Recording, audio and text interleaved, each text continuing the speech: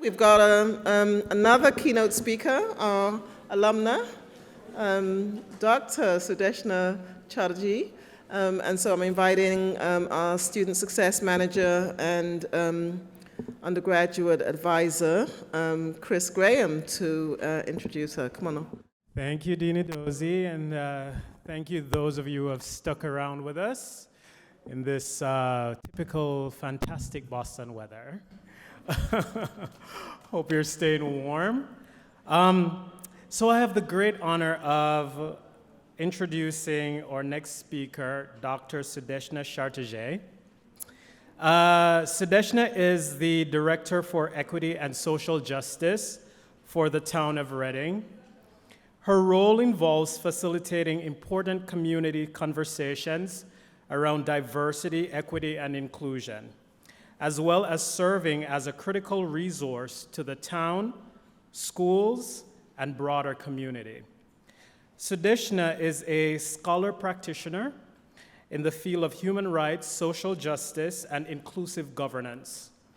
Sudeshna also served as adjunct faculty in several educational institutions in the Boston area, including Lesley University and Babson College. Sudeshna is an active member in several service and networking initiatives in higher education, such as the Racial Equity Task Force at the University of Massachusetts, Boston. She's also at the Boston University Center for Anti-Racism Research, and she's an affiliate of that network program. She's also involved in the Massachusetts municipal government, serving in different various occupations and areas such as Massachusetts DEI Coalition and the Human Rights Coalition. She is a PhD from the University of Massachusetts, Boston, and from our Global Governance and Human Security Program at McCormack. Let's give it up for my batchmate and cohort mate, Dr. Sudeshna Chatterjee. Thank you, Chris. This feels like a reunion of sorts. So I'll keep this short because I know all of you have probably had a really long day, and I thought I'll just open it up. Do a little bit of storytelling, tell you about my journey.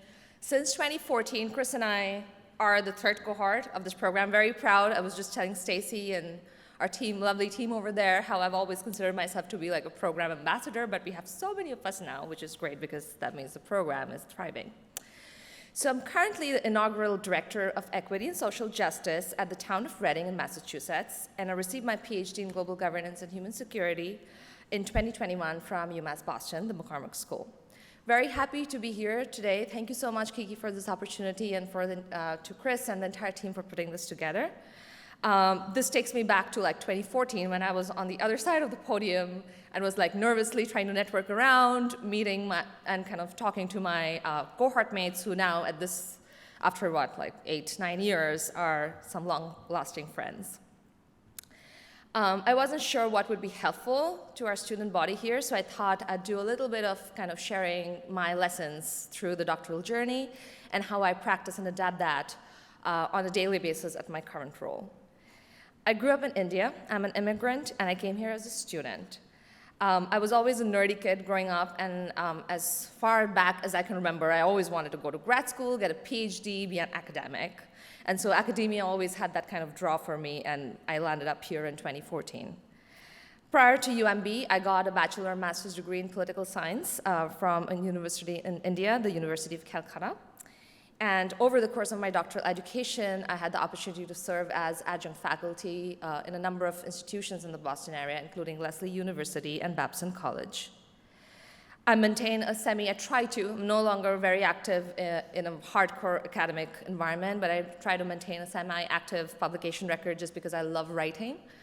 And I'm hopeful that at some point I will come back to teaching because I love teaching. Prior to my current role in Reading, I served as a Certified Diversity Outreach Associate for an executive search firm based out of Philadelphia called Opus Search Partners, who had clients in higher ed. So I've had the chance to kind of look at higher ed from various angles and dimensions. So a lot of learning happened in grad school, a lot of learning growing up, and then 2020 hit. So I thought I'll start off by sharing some of my key takeaways over the course of my grad education. For one, and very importantly, relationships and friendships. Like I mentioned, I was an immigrant. I came here. I have absolutely no family. In the United States, I didn't have family, and while you might think like grad school is difficult, imagine doing that without any social support. But I think I was very fortunate to be kind of landing in the McCormack school. Our faculty were incredibly supportive. I think I saw Jane on Zoom, and a shout out to her for being probably one of the best advisors I've come across, who very quickly became my family. Developed some lifelong friendships and relationships with my cohort mates, which carried us together through a very difficult 2020 to 2021 academic year as well. And taught me some really important valuable lessons that I practice on a day-to-day basis at my current role around collaboration, teamwork, and very importantly, allyship, non-competitive allyship. Another thing that specifically has been kind of my learning mold that I've come into is creating that balance between adopting transferable skills and combining that with subject matter expertise. So a lot of us come into grad school hoping to be subject matter experts. Like I mentioned, I was always a nerdy kid. I always had a very academic, theoretical orientation. A lot of my publications continue to be in the space of political theory and philosophy. And so naturally, my aspirations kind of lay on the academic side of things.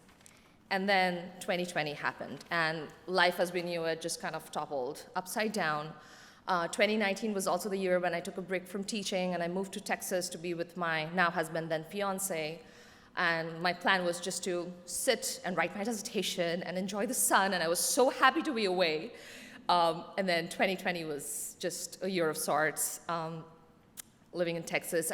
But I think in hindsight, it was a really good time to take that space and time to kind of self-reflect. And I think we were doing that as a country and even worldwide. It did serve to be a pivoting point for me, especially as someone who's always thrived in mission-driven kind of organizations and contexts. And it was also the year when I eventually got involved with the McCormack Racial Equity Task Force. And I think for the first time, I started to see beyond theory and look at and get interested in organizational change. And once I decided that maybe I wanted to kind of step out of my academic comfort zone and explore new opportunities, that brought a new wave of anxiety because I didn't know how to do that. And so I went back, I spoke to people, I spoke to very many faculty members at UMass and beyond. And I think I began to think about how the doctoral education that we get here in McCormack is incredibly powerful because it equips you with these transferable skills that you can take beyond academia and apply to wherever you want, combined with your subject matter expertise. So that took me to my first non-academic job, which was at Opus Partners. And it was a little surprising. I was very nervous about stepping outside, but I had the good fortune of working with an incredibly supportive leadership team. And I still remember my previous boss, when he was interviewing me, said that, your doctoral education is like project management. You have it all. You engage with stakeholders, you practice critical thinking, you reach across the aisle, you are process-oriented. So all of those skills have been very important in my journey, stepping out of the McCormack School. My job at Opus was very interesting. It entailed helping clients in higher ed, ranging from, and I've worked with Ivy Leagues like Harvard and Dartmouth, right till public research universities like UT Austin, where my role was to help clients kind of integrate a DL lens into their workforce development, hiring, and retention plans. And it was an eye-opening experience for me as well to be looking at higher ed from outside of it, and it was a great experience. Which brings me to my third lesson, if you will, third takeaway, and kind of segues very nicely into my current role, which is critical thinking and kind of imbricating that with anti-racism work from the ground up and doing that through a diversity, equity, inclusion lens. I think Joe was amazing. He touched on some really relevant problems that we don't have to go all the way to Mississippi to say it's right here in Massachusetts. Change is hard. at the heart of diversity, equity, inclusion is change management. So that's where I'm at right now. And I think the McCormack School is incredibly powerful in equipping all of us, all my friends and me, with critical thinking, analytical skills that are increasingly becoming really important in the workplace. So I am the first Director of Equity and Social Justice for the town of Reading. This position came about, was being debated since 2017, so it took a while, and I think 2020 just kind of galvanized it, and there's been a lot of municipalities around Boston have these new positions now. And it's difficult because even in a blue state, even in a state where our senators and our governor and all our political leaders are extremely supportive, like Joe was saying, we see that the system is specifically designed to exclude certain people. So trying to work through the organization to include people then becomes immensely tough. But I'm very excited to be in this role. We have a relatively new, incredibly supportive peer members in the town of Reading, our town manager, our school superintendent, so it's incremental, slow change, but it's happening very surely. I was just telling Kelly, I think, on any given day, my life is a confluence between, being Leslie Knope, Parks and Recreation reference, and kind of running around town trying to get things done. But it's also very rewarding. I think it's one step forward, two steps back, but it's the forward element that keeps me going back to that. So my current role, like I said, it's a new role, and it was strategically placed in the Reading Public Library, but it's an overarching kind of shared service with all town departments. And there are 4 pillars that my role has kind of come into. So the first is identifying community learning goals and implementing that through community events and programs. And that can range from one-off celebratory events like Juneteenth to more sustained kind of staff training, workforce development ideas, and more sustained kind of consistent programmings offered through the schools, through school curriculum, or through the public library. The second element of my job, which I personally enjoy the most, is acting like an internal consultant, advisor for our departments. I work with everybody, starting from the town manager to law enforcement, our chief of police, civil rights officer, our school superintendent and his team, and it's a really expansive role, but there are some really interesting initiatives that we are starting to work on, including affordable housing. Reading is a really interesting town. It is 93% white, but it is a commuter town. And it has problematic history, but it's a town in transition. The demographics are rapidly changing, so that's definitely the context that we are constantly grappling with as well. The third element of my work is definitely relationship building. I think, to paraphrase a friend, this is not my quote, DEI work is the work of love. So it's very relationship-based, it's very person-based, instead of being very specifically organizational-based or top-down. So on any given day, I'm sitting in the Cafe Nero in the town of Reading, meeting people, trying to cross the bridge and doing some informal mediation to create that community buy-in.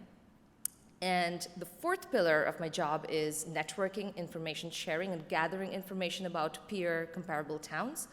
So like Chris mentioned, I'm very active in the Massachusetts DEI Coalition and the Massachusetts Human Rights Coalition, where we kind of have an internal network to kind of share information about challenges, concerns emerging in other municipalities and how they've been able to navigate it. And so I bring that information back to our town leaders and equip them with that. So that's about it. It's been an incredible journey, and it's really good to be back. I was back, I think, a month back to meet with Kiki, and it just feels really surreal. It feels like I have brain amnesia. I don't remember anything from, before 2020. But I'm right here, so if you have any questions, happy to answer that. And I hope your experience at the McCormack Graduate School is as enriching as mine was. Thank you. Can J. Dean come up and join me in moving on to the next phase of this? And if you wanted to make some comments, now is the time. 1 minute comment. Thank you, Dean Edozie. Hi, everyone. My name is Jadine Punbo. I am a second-year PhD student in Global Governance and Human Security, and I'm also the student chair of the Dean's Office of Student Success, the DOS Ambassadors Program. The DOS Ambassadors Program brings together a group of student volunteers who are very dedicated to supporting, promoting, and representing the McCormack Graduate School. Okay, so the MGS Student Ambassador Program, it increases the students' voices by facilitating the diverse representation of our student body at McCormack, in the McCormack's governance, which is very critical to how we learn. And as ambassadors, we support the initiatives, programs, and workshops put forth by the Dean's Office of Student Success. I would like to highlight how this September, the DOS student ambassadors, along with our advisors, Christopher Graham and Dean Idozi, have founded the McCormack Scholars Club. The McCormack Scholars Club is now a registered student organization here at the University of Massachusetts, Boston. And the McCormack Scholars can be any of you. They are the current students who demonstrate a keen sense of leadership and a desire to further the success of the fellow student colleagues at McCormack. They represent different programs and cohorts across McCormack. And the main purpose of this club is to encourage and facilitate student success through community engagement. Finally, I would like to take this time to wish our Jewish community who could not be here with us today, who are hopefully some who have been able to join over Zoom, Happy New Year. And I really recognize the importance of this time of deep reflection and time of fasting and prayer. We look forward to having our Jewish community in future McCormack events. So thank you very much, Dean, and thank you to the professors, the staff, and all my cohorts and my classmates. Thank you. Thank you, J.D. Great partnership. Chris, I think we might want to move along. I just wanted to highlight two things. I think the faculty already know some of this, or some of the faculty was at our last retreat, but we are putting forward a couple programs which we're basically extending different aspects of DOS. And the main one, or main two that I'll talk about is the DOS peer-to-peer platform. And that will be initiated through the McCormack Scholars Program, where graduate students help to mentor our undergraduate students as a part of that process of getting them, acquainted with graduate education and probably eventually joining our program, right? So it's a big part of that is student recruitment, and then also student retention. And then the other part is to build out our co-curricular engagement, where we allow students to attend events like this for extra credit. And we're going to send out a survey that will get the information from faculty as needed, and we'll build that out for you in the future. Great. Thank you. And many other programs. Thank you, J. Dean, and thank you, Chris. And so now we wanted to do this differently. So I'd like you to stand up and walk around and do the meet and greet part by especially the new students visiting our different knowledge tables to get a better sense of, what it is we do. And our activities, our curricular programs at McCormack. I'd like to thank the faculty, the program staff, and the program directors for collaborating with us, in this effort. So we've got the DOS ambassadors table over there, right? Yes. The DOS ambassadors is now an organized group called the McCormack Scholars.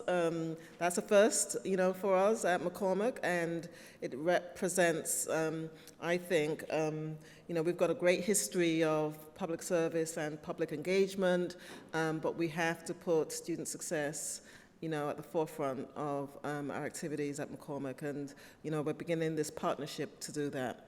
So thank you. To the ambassadors as well. Department of Public Policy and Public Affairs is here.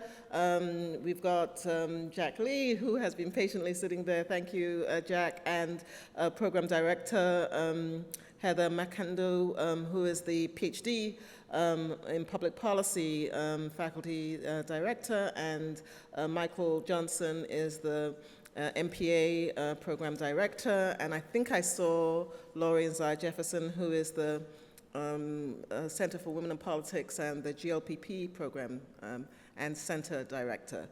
So your table is right there, you're where you are, so people can move around. We have the Department of Conflict Resolution, Human Security and Global Governance.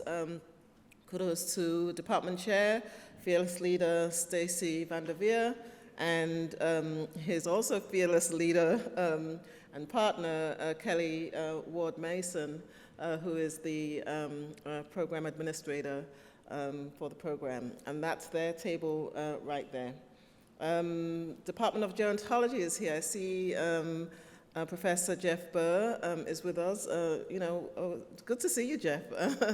Since your sabbatical and since the pandemic, I don't think I've seen you for a couple of years, so it's good to see you, and thank you. Thank you so much for coming. Ellen Bachanda, who is the program director for the MAS program, the master's program, and Jim Hemmenbreck, who is the director of the OLLI program. So their table is right there. Please visit them and join them.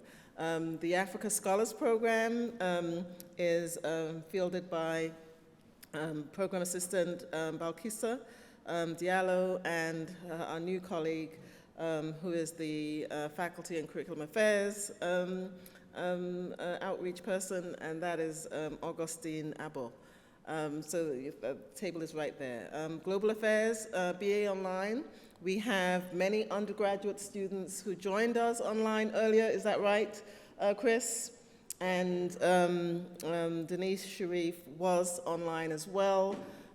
So she is virtually online representing the program. And don't forget our centers and institutes. There are many.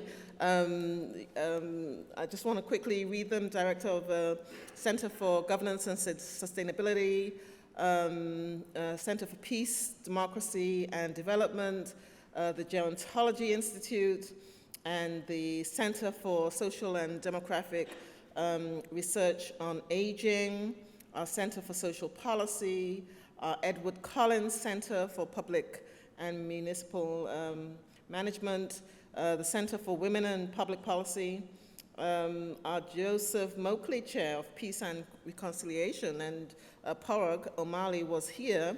It was great to see him.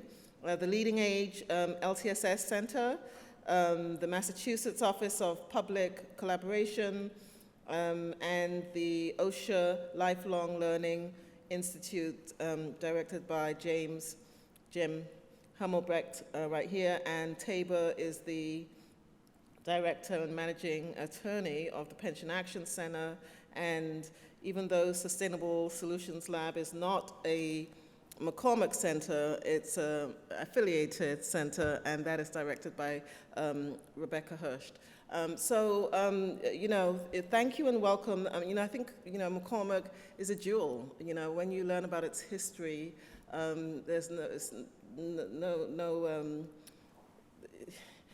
no wonder that we are what we are today, right?